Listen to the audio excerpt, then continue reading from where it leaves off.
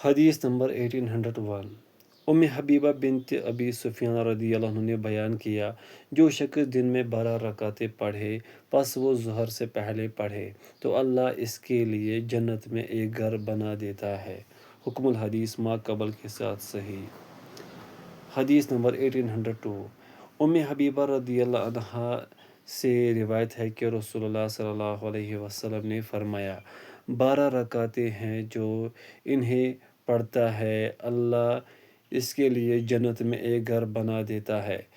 4 رکعتیں ظہر سے پہلے، 2 رکعتیں ظہر کے بعد، 2 رکعتیں عصر سے پہلے، 2 رکعتیں مغرب کے بعد اور 2 رکعتیں فجر کی نماز سے پہلے۔ حکم الحدیث ضعیف الاسناد۔ حدیث نمبر 1803 حبیبہ رضی اللہ عنہا نے بیان کیا، رسول اللہ صلی اللہ علیہ وسلم نے فرمایا، جو شخص 12 رکعتیں پڑھتا ہے تو اللہ اس کے لیے جنت میں ایک گھر بنا دیتا ہے۔ 4 ظہر سے پہلے، 2 اس کے بعد، 2 عصر سے پہلے، 2 مغرب کے بعد اور 2 فجر سے پہلے۔ ابو عبد الرحمن نے بیان کیا، فلیح بن سلیمان قوی نہیں۔ حکم الحدیث ضعیف الاسناد۔ حدیث نمبر 1804 حبیبہ رضی اللہ عنہا نے بیان کیا، جو شخص فرض نماز کے علاوہ دن اور رات میں 12 رکعتیں پڑھتا ہے اس کے لیے جنت میں ایک گھر بنا دیا جاتا ہے۔ 4 ظہر سے پہلے، 2 اس کے بعد، 2 عصر سے پہلے، 2 مغرب کے بعد اور 2 فجر سے پہلے۔ حکم الحدیث ضعیف الاسناد۔ باب نمبر 67 اسماعیل بن ابی خالد پر اختلاف۔ حدیث نمبر 1805 حبیبہ رضی اللہ عنہا نے نبی صلی اللہ علیہ وسلم سے روایت کیا، آپ نے فرمایا، جو شخص دن اور رات میں 12 رکعتیں پڑھتا ہے اس کے لیے جنت میں ایک گھر بنا دیا جاتا ہے۔ حکم الحدیث صحیح۔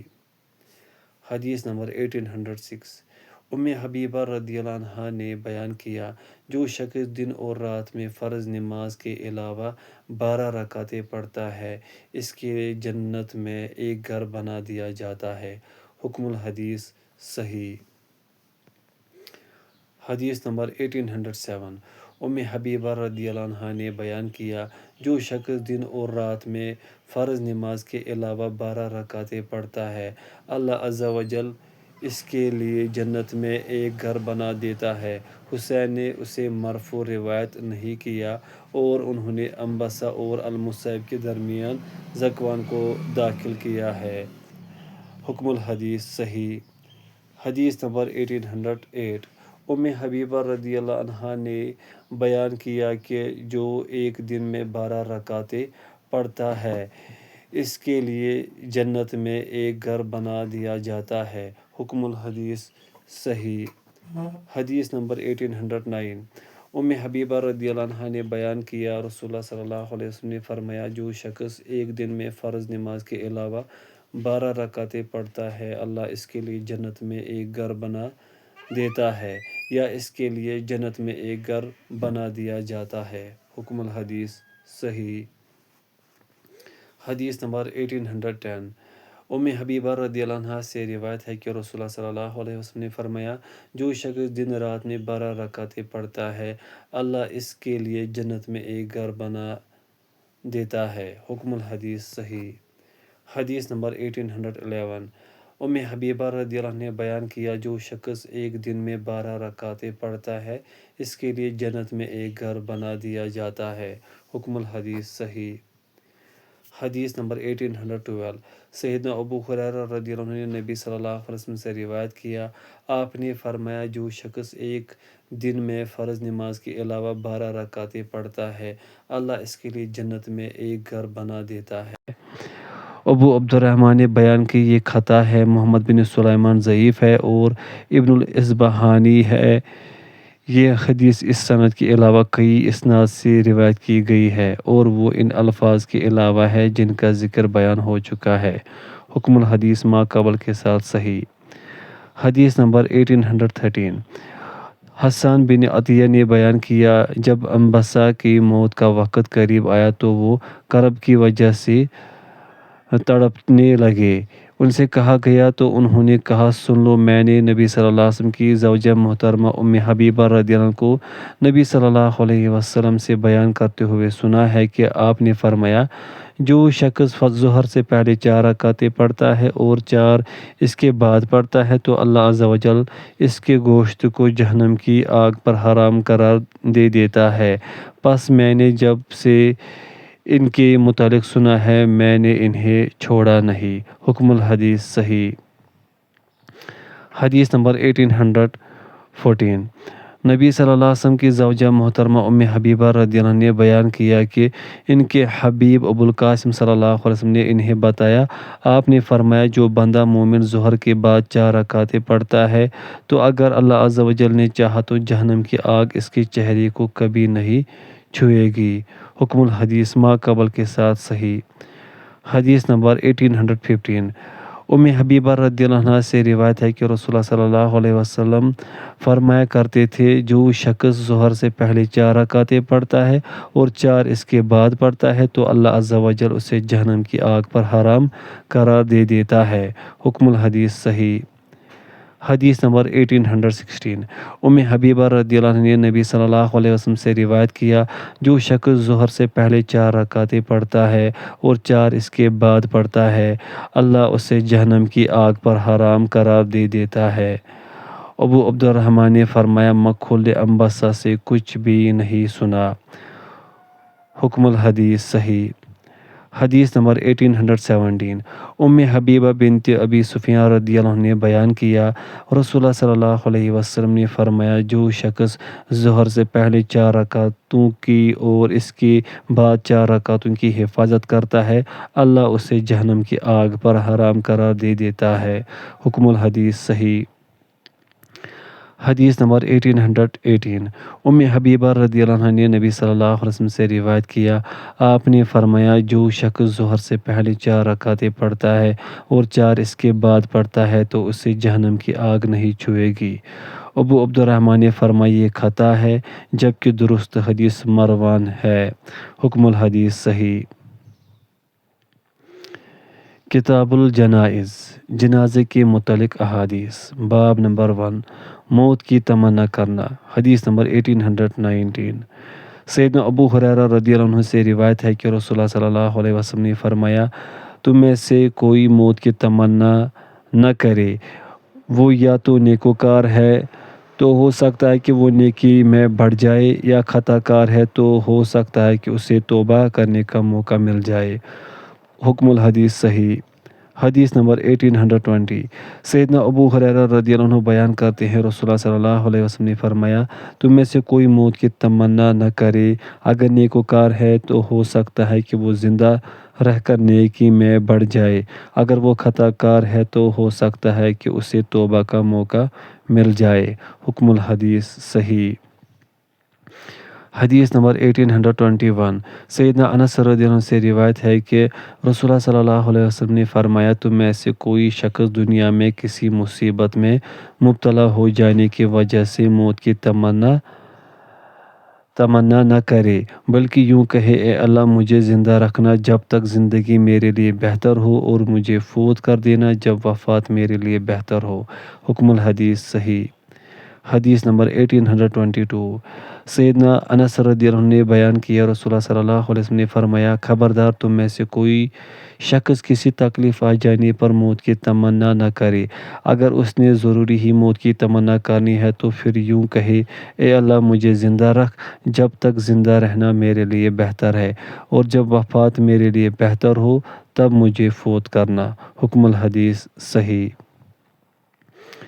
باب نمبر 2، موت کے لیے دعا۔ حدیث نمبر 1823۔ سیدنا انس رضی اللہ عنہ نے بیان کیا، رسول اللہ صلی اللہ علیہ وسلم نے فرمایا، تم موت کے لیے دعا کرو نہ اس کی تمنا کرو، پس جس نے ضرور ہی دعا کرنی ہو تو وہ یوں کہے، اے اللہ جب تک میرا زندہ رہنا میرے لیے بہتر ہے مجھے زندہ رکھنا، اور جب موت میرے لیے بہتر ہو تب مجھے موت دے دینا۔ حکم الحدیث صحیح الاسناد۔ حدیث نمبر 1824۔ قیس نے بیان کیا، میں خباب رضی اللہ عنہ کے پاس گیا، انہوں نے اپنے پیٹ میں 7 داغ لگوائے تھے اور انہوں نے فرمایا مجھے اتنی تکلیف ہے کہ اگر رسول اللہ صلی اللہ علیہ وسلم نے ہمیں منع نہ کیا ہوتا کہ ہم موت کے لیے دعا نہ کریں تو میں اس موت کی دعا کرتا۔ حکم الحدیث صحیح۔ باب نمبر 3، موت کو کثرت سے یاد کرنا۔ حدیث نمبر 1825، سیدنا ابو ہریرہ رضی اللہ عنہ نے بیان کیا، رسول اللہ صلی اللہ علیہ وسلم نے فرمایا لذتوں کو توڑ کر رکھ دینے والی موت کو کثرت سے یاد کرو۔ ابو عبد الرحمن نے فرمایا محمد بن ابراہیم ابو بکر ابن ابی شیبہ کے والد ہیں۔ حکم الحدیث حسن صحیح۔ حدیث نمبر 1826، ام المومنین سیدہ ام سلمہ رضی اللہ عنہ نے بیان کیا، میں نے رسول اللہ صلی اللہ علیہ وسلم کو فرماتے ہوئے سنا، جب تم میت کے پاس جاؤ تو خیر و بلائی کی بات کرو، اس لیے کہ تم جو کہتے ہو فرشتے اس پر آمین کہتے ہیں۔ پس جب ابو سلمہ رضی اللہ عنہ فوت ہوئے تو میں نے عرض کیا، اللہ کے رسول صلی اللہ علیہ وسلم میں کیا کلمات کہوں؟ آپ صلی اللہ علیہ وسلم نے فرمایا، کہو اے اللہ ہمیں اور اسے بخش دے اور مجھے اس کے بعد اچھا بدل عطا فرما۔ پس اللہ عز و جل نے اس کے بدل میں مجھے محمد صلی اللہ علیہ وسلم عطا فرما دیا۔ حکم الحدیث صحیح۔ باب نمبر 4، قریب المرگ کو کلمہ پڑھنے کی تلقین کرنا۔ حدیث نمبر 1827، سیدنا ابو سعید رضی اللہ عنہ نے بیان کیا، رسول اللہ صلی اللہ علیہ وسلم نے فرمایا اپنے قریب المرگ افراد کے سامنے لا الہ الا اللہ پڑھو تاکہ سن کر وہ بھی پڑھے۔ حکم الحدیث صحیح۔ حدیث نمبر 1828، ام المومنین سیدہ عائشہ رضی اللہ عنہ نے بیان کیا، رسول اللہ صلی اللہ علیہ وسلم نے فرمایا اپنے قریب المرگ افراد کو لا الہ الا اللہ پڑھنے کی تلقین کرو۔ حکم الحدیث صحیح۔ باب نمبر 5، مومن کی موت کی علامت۔ حدیث نمبر 1829، سیدنا بریدہ رضی اللہ عنہ سے روایت ہے کہ رسول اللہ صلی اللہ علیہ وسلم نے فرمایا مومن کی موت کے وقت پیشانی پر پسینہ ہوتا ہے۔ حکم الحدیث صحیح۔ حدیث نمبر 1830، سیدنا بریدہ رضی اللہ عنہ نے بیان کیا، میں نے رسول اللہ صلی اللہ علیہ وسلم کو فرماتے ہوئے سنا، مومن جب فوت ہوتا ہے تو اس کی پیشانی پر پسینہ ہوتا ہے۔ حکم الحدیث صحیح۔ باب نمبر 6، موت کی شدت۔ حدیث نمبر 1831، ام المومنین سیدہ عائشہ رضی اللہ عنہ نے بیان کیا، رسول اللہ صلی اللہ علیہ وسلم نے جب وفات پائی تو آپ کا سر مبارک میری گود میں تھا اور میں نے رسول اللہ صلی اللہ علیہ وسلم کو دیکھنے کے بعد کسی کو وفات پر شدت طاری ہونے کو برا محسوس نہیں کرتی۔ حکم الحدیث صحیح۔ باب نمبر 7، سوموار کے دن وفات۔ حدیث نمبر 1832، سیدنا انس رضی اللہ عنہ نے بیان کیا، میں نے رسول اللہ صلی اللہ علیہ وسلم کا جو آخری دیدار کیا آپ کا پردہ ہٹانا تھا، جبکہ صحابہ کرام رضی اللہ عنہم ابو بکر رضی اللہ عنہ کے پیچھے صفیں باندھے ہوئے تھے۔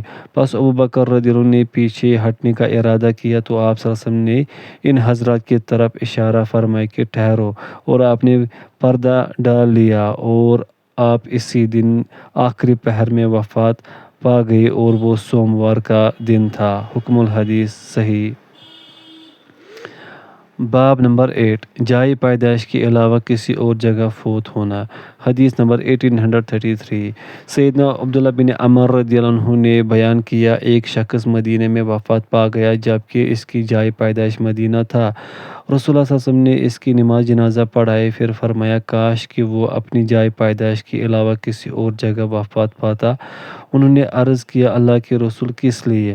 آپ نے فرمایا جب آدمی اپنی جائے پیدائش کے علاوہ کسی اور جگہ وفات پاتا ہے تو اس کی جائے پیدائش سے اس کی جائے وفات کے درمیان مسافت کے برابر جنت میں جگہ دی جائے گی۔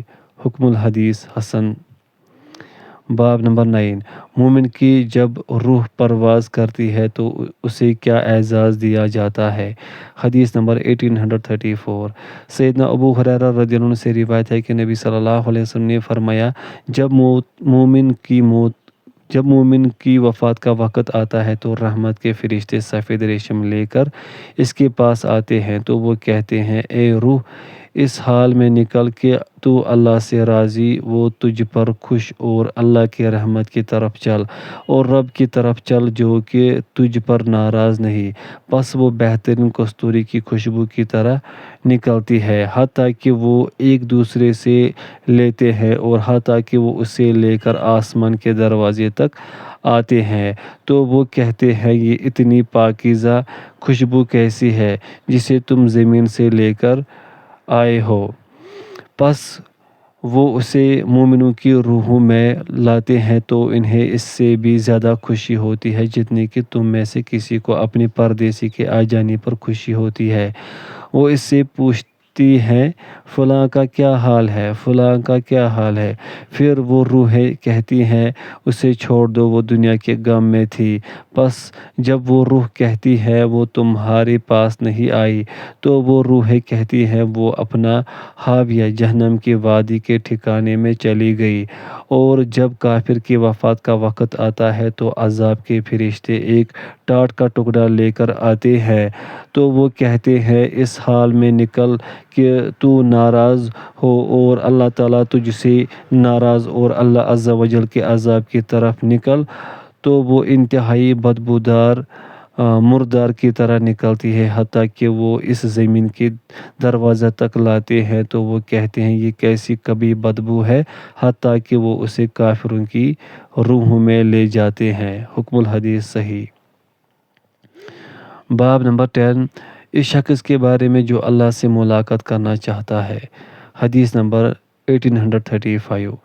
سیدنا ابو ہریرہ رضی اللہ عنہ نے بیان کیا، رسول اللہ صلی اللہ علیہ وسلم نے فرمایا جو اللہ سے ملاقات کرنا چاہتا ہے اللہ اس سے ملنا چاہتا ہے، اور جو اللہ سے ملاقات کرنا ناپسند کرتا ہے اللہ اس سے ملنا ناپسند فرماتا ہے۔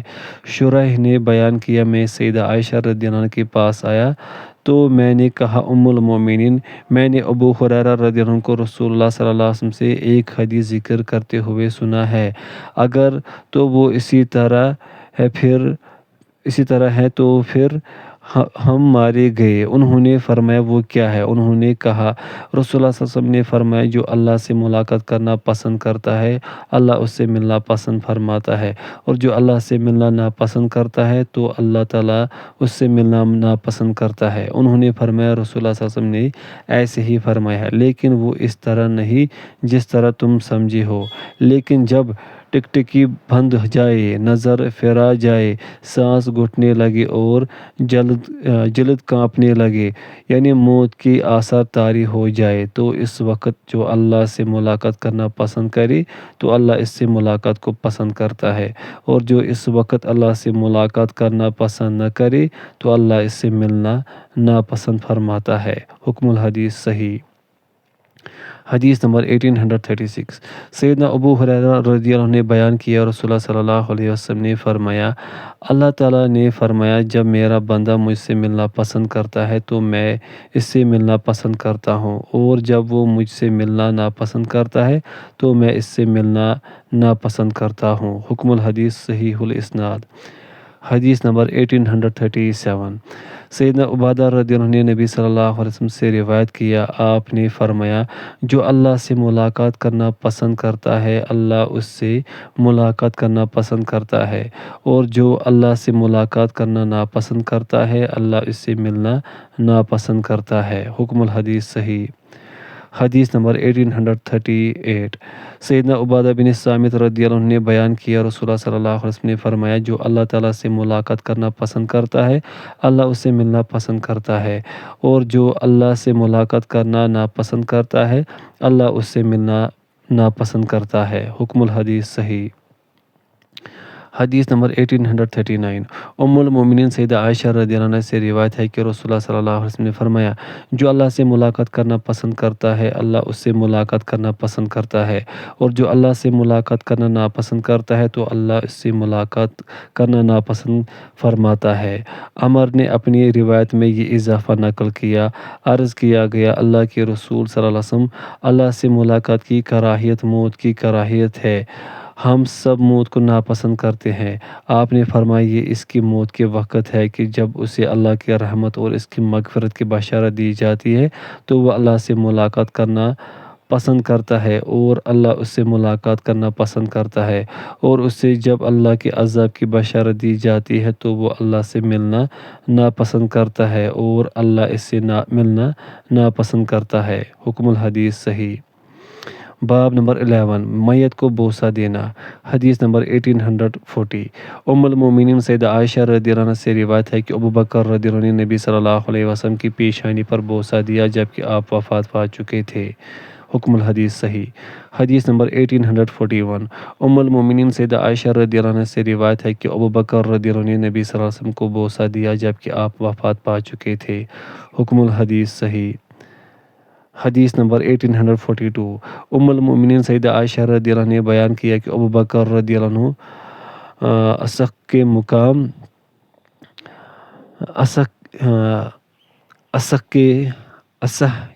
کے مقام پر واقع اپنی رہائش گاہ سے ایک گھوڑے پر آئے حتیٰ کہ وہ نیچے اترے اور مسجد میں تشریف لے گئے جبکہ رسول اللہ صلی اللہ علیہ وسلم کو دھاری دار چادر سے ڈھانپا ہوا تھا۔ انہوں نے ان کے چہرے سے کپڑا اٹھایا، پھر جھک کر آپ کو بوسہ دیا اور رو پڑے، پھر فرمایا میرے باپ آپ پر قربان ہو، اللہ کی قسم اللہ آپ پر 2 بار موت کبھی جمع نہیں فرمائے گا، رہی وہ موت جو آپ پر لکھ دی گئی تو وہ وفات پا چکے ہیں۔ حکم الحدیث صحیح۔ باب نمبر 12 میت کو ڈھانپنا۔ حدیث نمبر 1843 سیدنا جابر رضی اللہ عنہ بیان کرتے ہیں میرے والد کو غزوہ احد کے دن لایا گیا، ان کا مسئلہ کیا ہوا تھا، پس انہیں رسول اللہ صلی اللہ علیہ وسلم کے سامنے رکھ دیا گیا اور انہیں ایک کپڑے سے ڈھانپا ہوا تھا، پس میں نے ان سے کپڑا اٹھانا چاہا تو میری قوم نے مجھے روک دیا، پس نبی صلی اللہ علیہ وسلم نے ان کے متعلق حکم فرمایا تو انہیں اٹھا لیا گیا، جب انہیں اٹھایا گیا تو آپ نے رونے والی کی آواز سنی، آپ صلی اللہ علیہ وسلم نے فرمایا یہ کون ہے؟ تو لوگوں نے کہا یہ عمر کی بیٹی یا عمر کی بہن ہے، تو آپ صلی اللہ علیہ وسلم نے فرمایا نہ رو، یا فرمایا کیوں روتی ہو؟ فرشتے اپنے پروں کے ذریعے اس پر سایہ فکن رہے حتیٰ کہ اسے اٹھا لیا گیا۔ حکم الحدیث صحیح۔ باب نمبر 13 میت پر رونے کے بارے میں۔ حدیث نمبر 1844 سیدنا ابن عباس رضی اللہ عنہما نے بیان کیا جب رسول اللہ صلی اللہ علیہ وسلم کی چھوٹی بیٹی قریب المرگ ہوئی تو رسول اللہ صلی اللہ علیہ وسلم نے انہیں اٹھا لیا، انہیں اپنے سینے کے ساتھ لگایا، پھر اپنا دست مبارک ان پر رکھ دیا، پس وہ وفات پا گئی جبکہ وہ رسول اللہ صلی اللہ علیہ وسلم کے سامنے تھی، پس ام ایمن رضی اللہ عنہ رو پڑی تو رسول اللہ صلی اللہ علیہ وسلم نے انہیں فرمایا ام ایمن کیا تم روتی ہو جبکہ رسول اللہ صلی اللہ علیہ وسلم تمہارے پاس ہے؟ انہوں نے عرض کیا مجھے کیا ہے کہ میں نہ روں جبکہ رسول اللہ صلی اللہ علیہ وسلم رو رہے ہیں؟ رسول اللہ صلی اللہ علیہ وسلم نے فرمایا میں رو نہیں رہا لیکن یہ رحمت ہے، پھر فرمایا مومن ہر حال میں خیر و بلائی پر ہے، اس کے پہلوؤں کے درمیان سے اس کی روح قبض کی جاتی ہے جبکہ وہ اللہ عز و جل کی حمد بیان کرتا ہے۔ حکم الحدیث صحیح۔ حدیث نمبر 1845 سیدنا انس رضی اللہ عنہ نے بیان کیا جس وقت رسول اللہ صلی اللہ علیہ وسلم نے وفات پائی تو فاطمہ رضی اللہ عنہ نے رو کر کہا ہائے ابا جان، اپنے رب کے قریب ہو گئے، ہائے ابا جان، ہم جبریل علیہ السلام کو آپ کی وفات کی خبر دیتے ہیں، ہائے ابا جان جن کا ٹھکانہ جنت الفردوس ہے۔ حکم الحدیث صحیح۔